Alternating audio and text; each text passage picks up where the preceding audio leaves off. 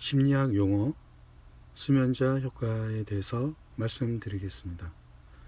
수면자 효과란 신뢰도가 낮은 출처에서 나온 메시지의 설득 효과가 시간이 지나면 감소하는 것이 아니라 오히려 증가하는 현상을 말합니다. 참고로 권위자의 말과 같이 신뢰도가 높은 메시지의 설득 효과는 시간이 지나면 감소하는 것이 보통입니다. 일반적으로는 과거 다른 사람의 말을 시간이 흐른 후 마치 자기의 의견인 양 말하는 경우를 수면자 효과라고 합니다. 즉, 시간이 지나면서 메시지의 출처에 대한 기억은 사라지고 그 메시지에 대한 태도는 긍정적으로 변할 가능성이 있는 것입니다. 미국 예일 대학교의 사회심리학자 칼 호블랜드에 의해서 명명됐는데요. 호블랜드와 동료들은 1949년 후반 미국에 징집된 사람들을 대상으로 육군에서 만든 선전용 영화를 보여주었습니다. 그리고 5일이 지난 후와 9일이 지난 후에 태도를 측정하였습니다. 영화는 2차 세계대전 당시 연합군을 지지하는 내용으로 5일이 지난 시점에는 영화를 본 집단이나 안 본 집단이나 별 차이가 없었습니다. 그러나 9일이 지난 후에는 영화를 본 집단이 영화를 안 본 집단보다 연합군에 대하여 호의적이었습니다.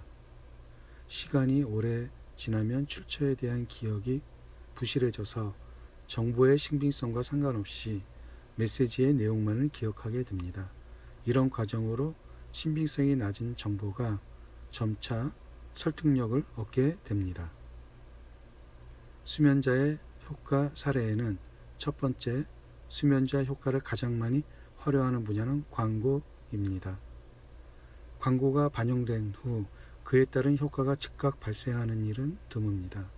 시간이 지나면서 소비자는 광고에서 보았던 제품의 효과에 대한 긍정적인 메시지만을 기억하게 되고 이는 기업의 매출로 이어지게 됩니다.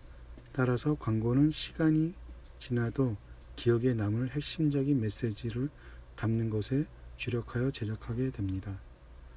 두 번째는 선거운동에서 흑색 선전이 효과가 있는 이유도 수면 효과와 관련이 있습니다.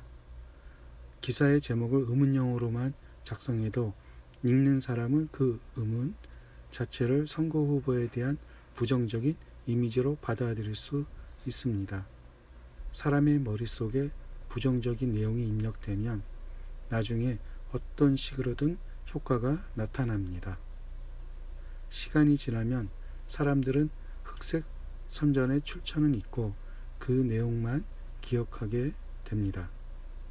따라서 정치적인 이슈에 대해 무조건적으로 언론을 믿기보다는 사실 여부를 먼저 확인할 필요가 있습니다.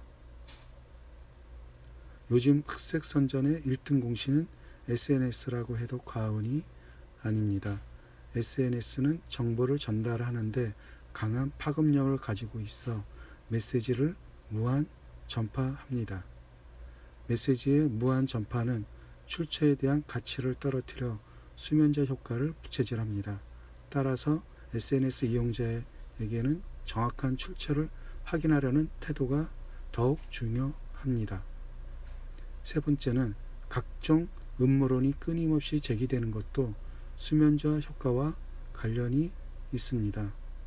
1969년 당시 7억 명에 이르는 사람들이 나사가 생중계한 아폴로 11호의 달 착륙 장면과 우주인들의 활동을 시청하였습니다. 1974년 작가 빌 게이싱이 우리는 결코 달에 가지 않았다 라는 책으로 음모론을 처음 제기하였습니다. 빌 게이싱은 자신을 아폴로의 개발에 참여한 것처럼 포장했지만 사실 그는 문서 관리 업무에만 종사한 인물이었습니다. 더구나 우주공학에 대한 교육도 받지 않은 것으로 드러났습니다. 이후 달 착륙 장면은 세트장에서 연출된 것이라는 등 끊임없는 음모론이 제기되었습니다. 심지어 2001년 폭스TV는 달 착륙 조작설에 대한 프로그램을 방송을 하기도 하였습니다. 즉, 시간이 지나면서 사람들은 메시지에 대한 출처는 신경 쓰지 않고 오히려 부정적인 메시지를 신뢰하게 되는 것입니다. 심리학 용어 수면자 효과에 대해서 말씀드렸습니다.